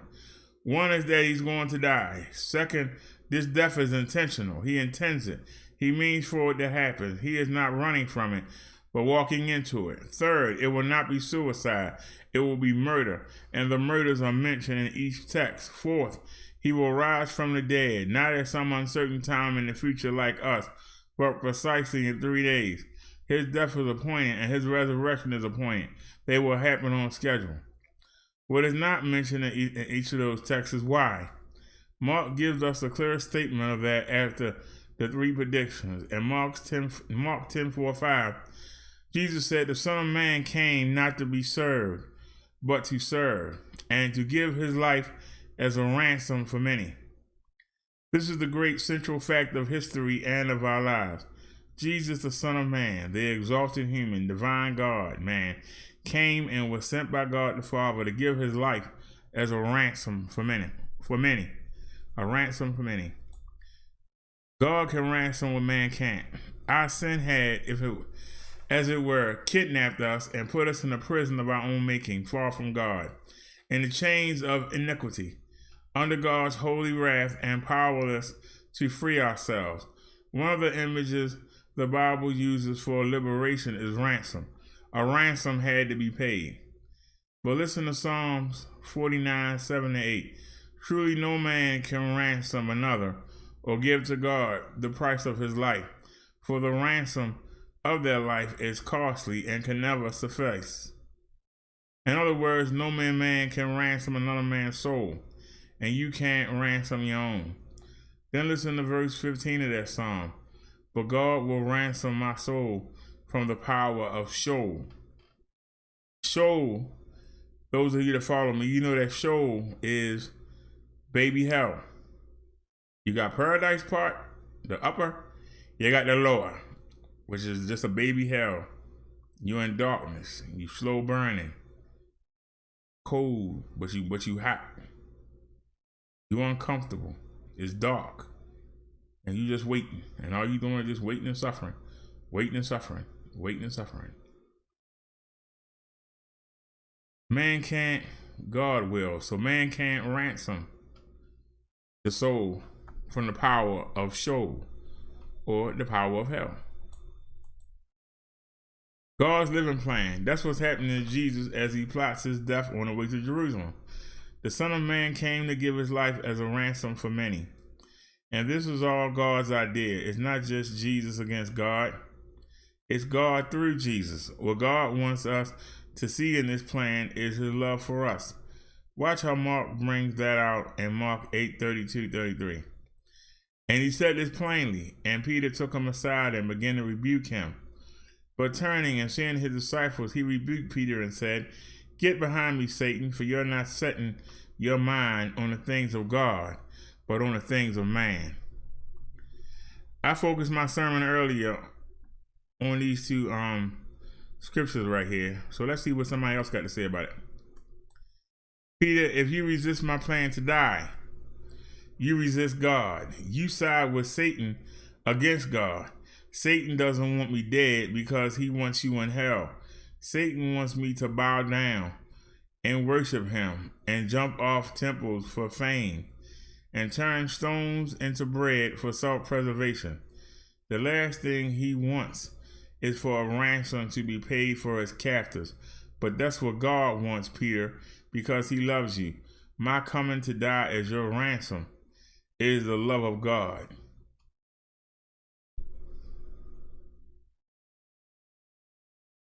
Are you among the many? Now here's the key question of application to you. Are you among the many? The Son of Man came to give his life as a ransom for many. Are you ransomed? Have you been set free from the bondage of sin and guilt and condemnation and wrath? That's what the rest of verse 34-38 are about. Who are the ransom? Are you one of them? You can be. Verse 34, and calling the crowd to him with his disciples, he said to them, if anyone will come after me, let him deny himself and take up his cross and follow me.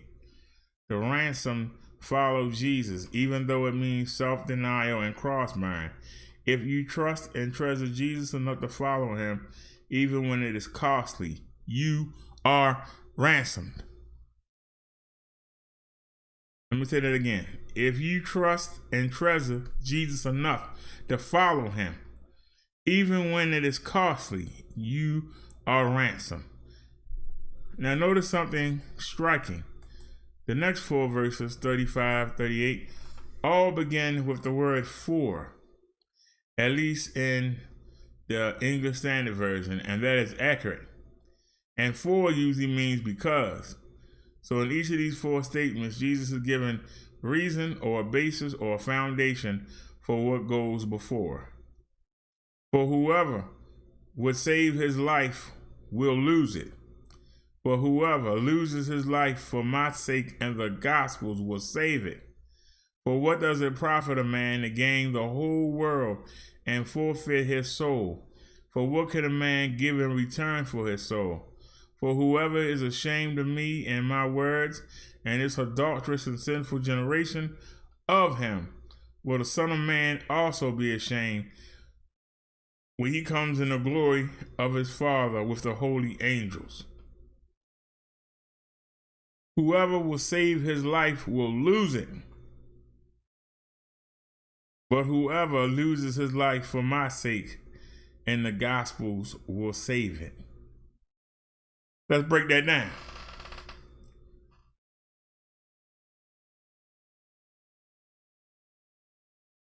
When you come to Jesus and ask him to come to you, you gotta Get rid of everything that you knew before. Everything that you was taught. Everything that you learned. Everything that you value. Sometimes you gotta give up the people in your life.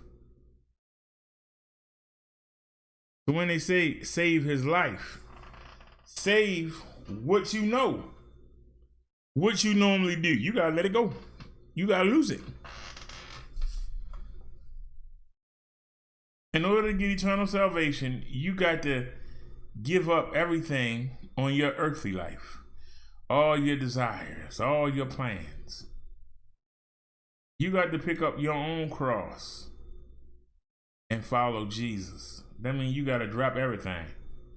Sometimes you got to drop everyone around you. Because when they see you change, they want the same old person. You ain't fun no more. You ain't cool to be around. You won't let me come do the things around you I'm used to doing. You won't let me do the things to you that I'm used to doing for you. So you got to let that life go. And you got to follow Jesus. And let him tell you what you want.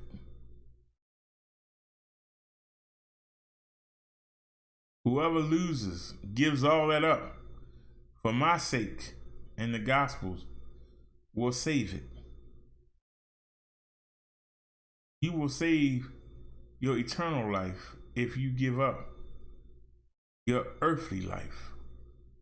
Your earthly life for pleasures. But what does it profit a man to gain the whole world and forfeit his soul? What good is it to be rich or powerful and then you sitting in torments and shoal of baby hell on a slow burn? You're going to be down there a lot longer than you're going to be on here on this earth.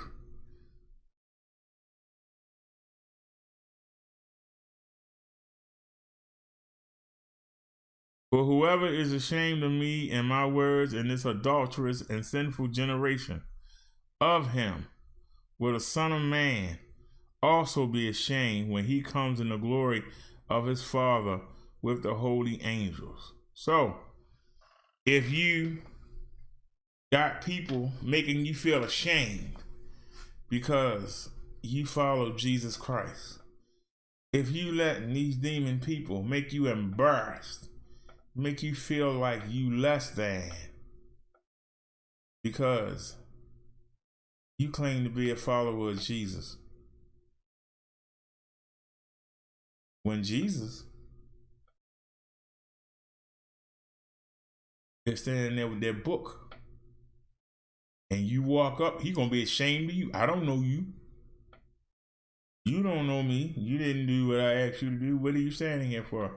Get on in that furnace. That's what that verse means. I'm mad like I don't know you. You can preach my name from one part of the earth to the other. You don't come to me. You don't let me work. You don't come work through me. I don't know you. You can do all kinds of things in my name. I don't know you. Because you did all that stuff on your own. You didn't come to me. The way this works is you got to come to me so I can make you clean in God's eyes so you can continue on. You didn't want to do it. Get your butt in the furnace.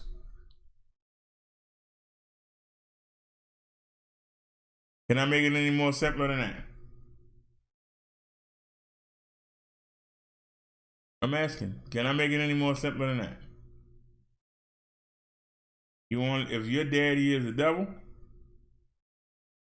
get ready for a long, lonely, painful existence. Then you get to stand in that long line and see the people that you know. People who you thought were better than you. They don't get thrown right in that furnace. You're going to see those pastors and those priests and those preachers and those popes. You're going to see them get thrown right in that furnace. And you're going to say to yourself, I followed them. I believed in them. I did what they told me to do. If they getting thrown in the furnace, what chance do I have? Some of you might try to get out of line and go up there and hit someone in the back of the head. How the heck you going in there? That means I'm going in there. This is what's going to happen on Judgment Day.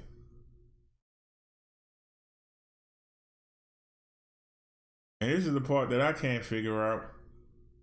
Even if you don't believe that there's a God, if you don't believe there is a Jesus, the stuff that they ask you to do is not hard. It gives you a good life. So what do you have to lose? So instead of being with a bunch of diseased people, you with one person.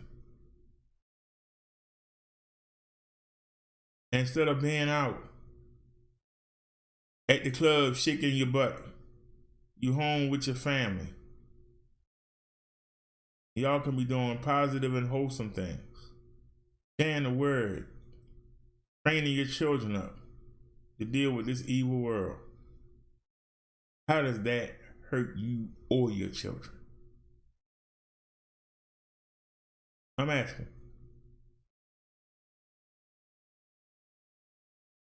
How does doing what you supposed to do,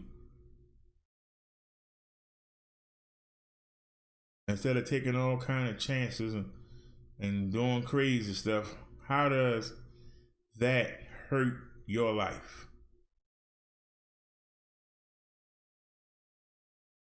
A stable, quiet life beats a fancy, all over the place, I'm putting my head here today, I don't know where I'm gonna lay my head tomorrow. I take stability any day.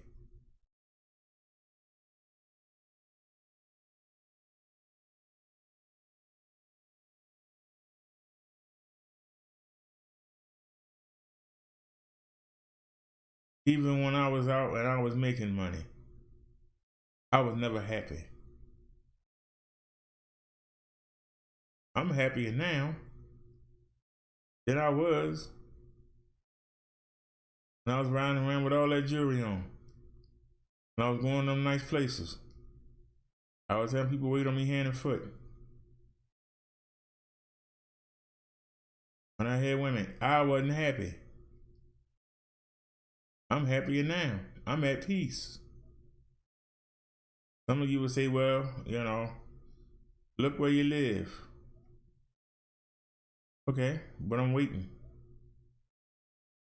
I only got 2 more years to go. I'm waiting. But I'm stable.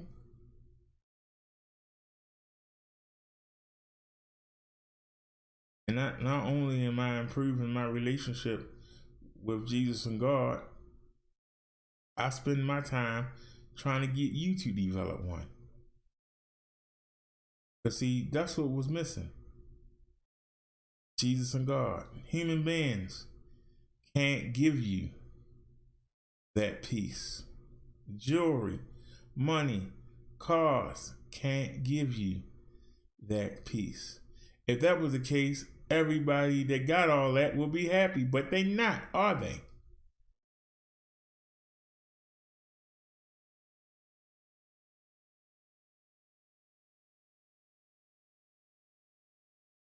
What good is it to gain the whole world and forfeit your soul?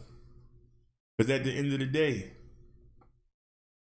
the voices in your head that are telling you something is missing, that's bugging you so much that you got to go drink. Bugging you so much that you got to go have sex to try to forget. Bugging you so much that you got to take drugs. So obviously you don't have it all. It's something missing. And what's missing is Jesus. If you ain't learned nothing else from me, learn that. Because you got Jesus in your life, other stuff don't matter. Jealousy goes away. Yeah, that person got a nice car. Guess what? They ain't got Jesus. That person's YouTube channel doing very well. They ain't got Jesus.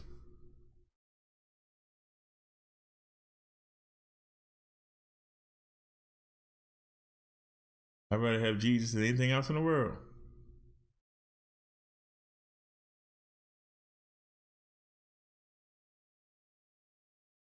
It's been 3 years. Oh, we're going on 4 years.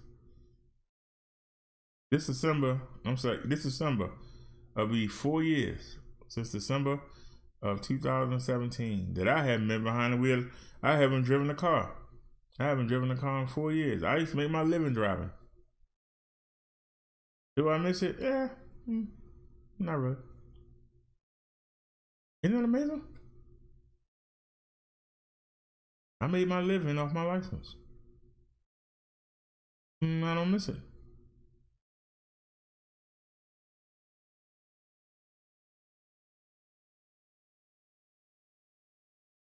The life I had.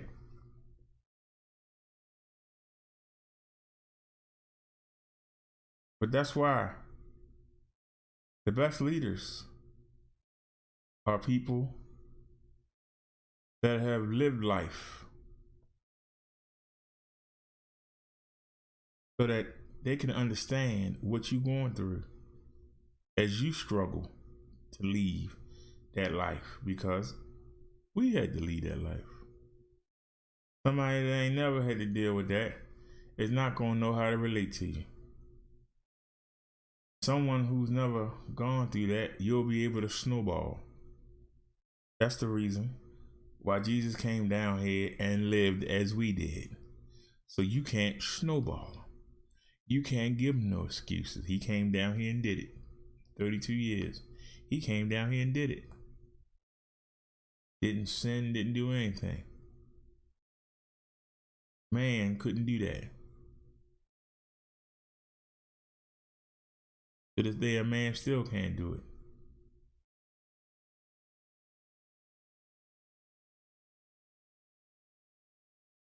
All right, y'all, it's 10:23.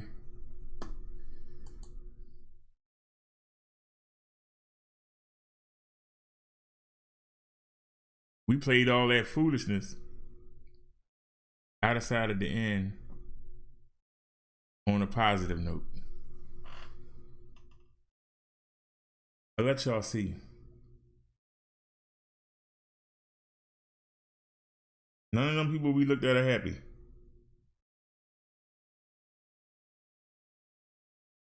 And they're not happy because they don't have Jesus.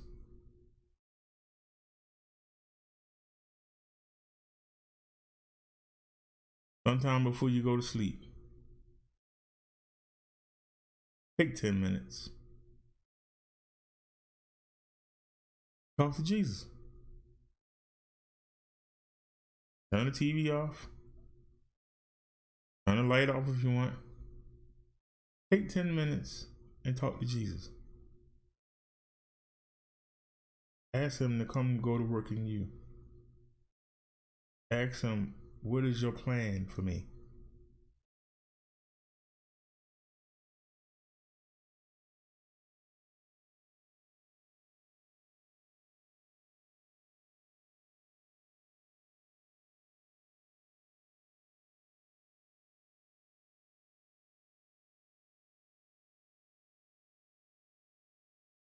My plan is hard, but it's not hard for me.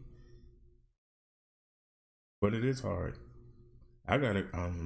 His plan for me is to teach people that ain't trying to hit.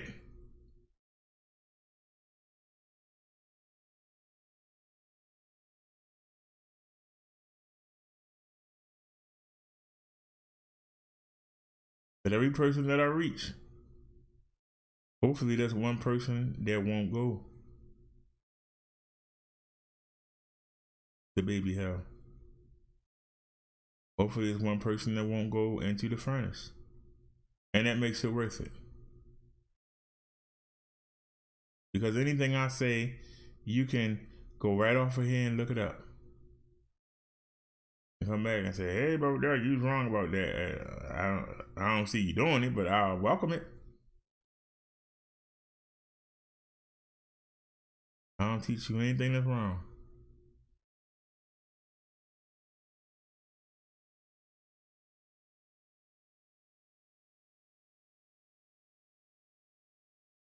You know, I was in somebody else's chat today, and I didn't take my little nap. That's why I'm yawning. But we had all these links that we was gonna show, and I was getting ready to go live. I supposed to went live before, and then I said I had to look at the phone, and the phone said Wednesday.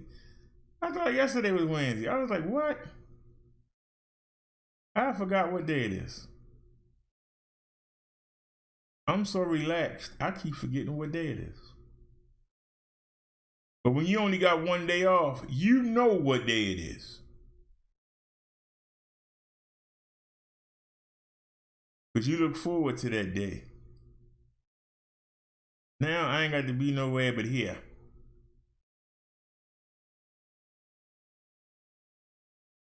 I keep forgetting what day it is.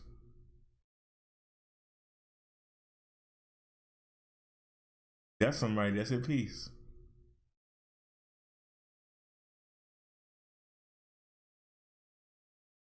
My biggest worry is something gonna get delivered here? Am I gonna get it or not? That's my biggest worry.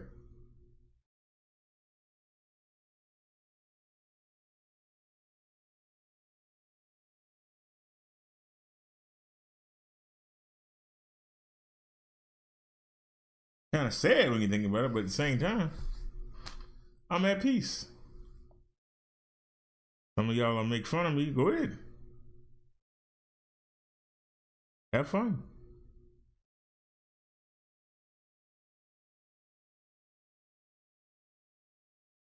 Because you can look down on me the same way they look down on Jesus. And they beat him. Same way they hurled things at him when he was up on the cross. Same way they called him names.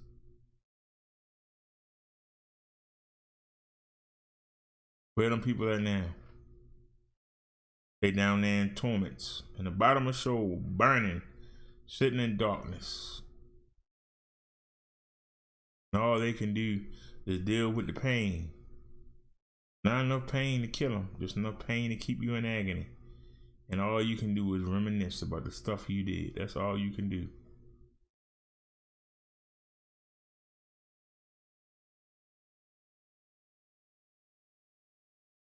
Over and over again.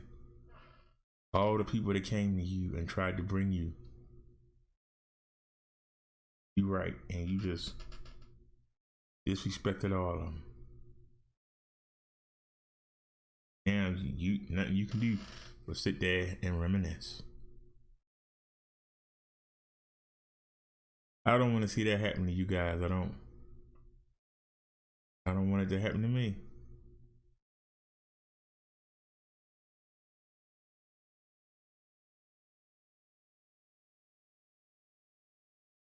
And I love to learn as I teach.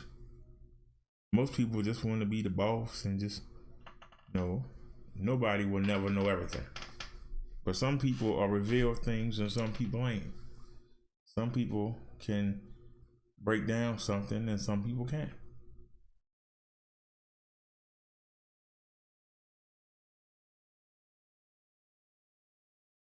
But look at the problem solving. For everything that might go wrong with a live stream,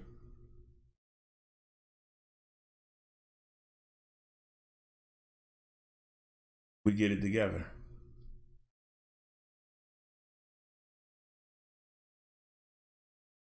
Judge a person by how they react to a crisis. Don't judge a person by what they say during a crisis.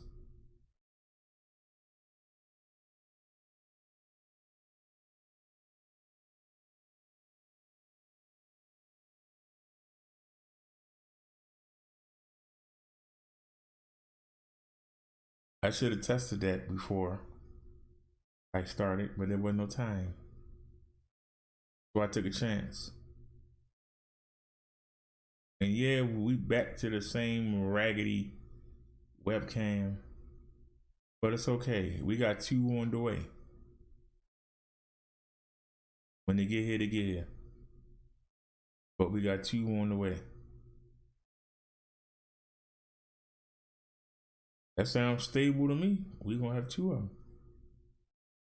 The same way those of y'all that watched the show yesterday when I was outside, when we finally did get the mail. It's a good thing I did buy 2 mounts for the tiller on the scooter, because one of them didn't fit. The one from Amazon didn't fit.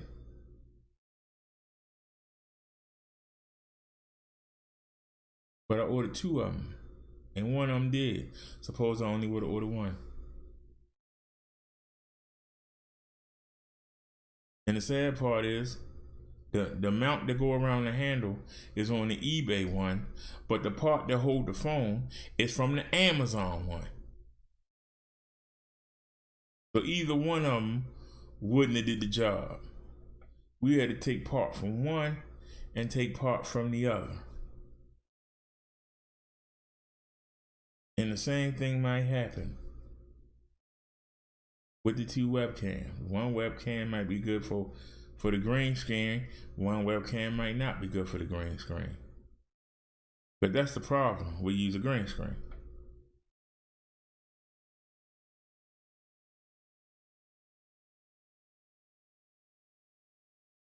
One of them might have the best picture in the world, and you put the green screen on like crap. The other one might have a terrible picture, which put it on, might look good on the green screen, but might look terrible in real life. So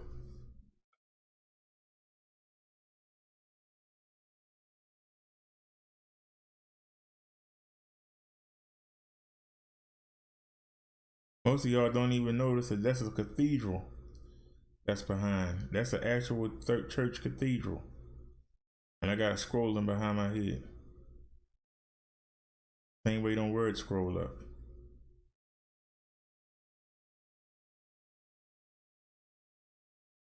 And that microphone is just a picture. So you actually got a scrolling picture, a stationary picture, and then you got me, all in that little box.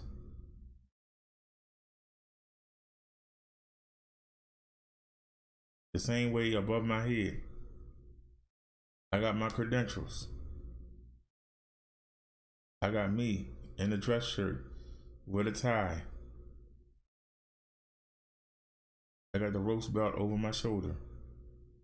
On each side of me is 3 of my menstrual credentials. Same 3 on both sides. I squeezed all that in.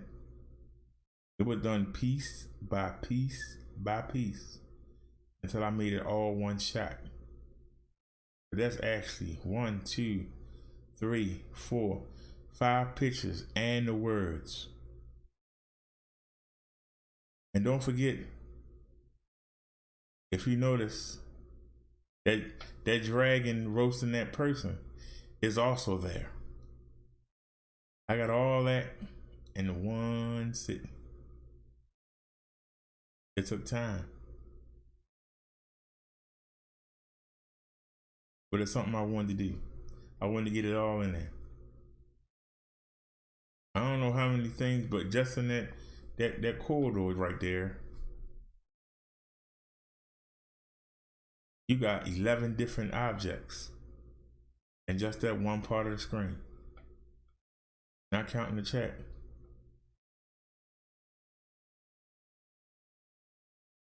Seven objects.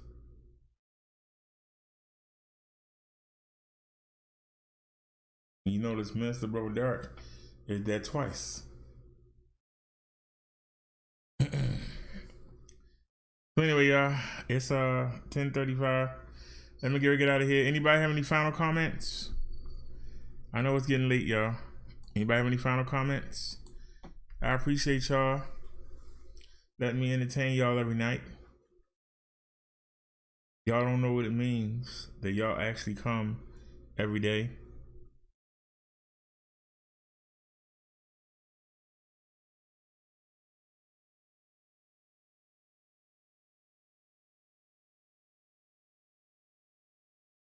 But I would do this if nobody came. But it's nice when somebody does come. So I will see y'all tomorrow, and as Naya would say, we will see you soon.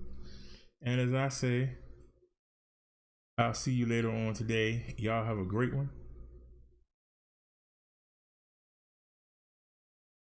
I don't know why I am so tired today.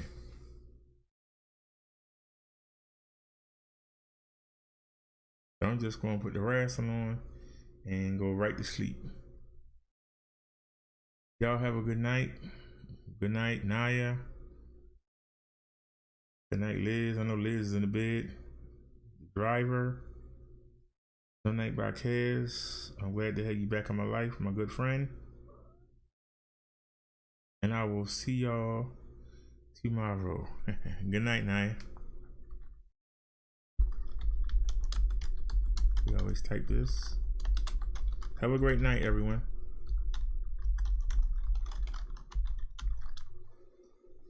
Hey.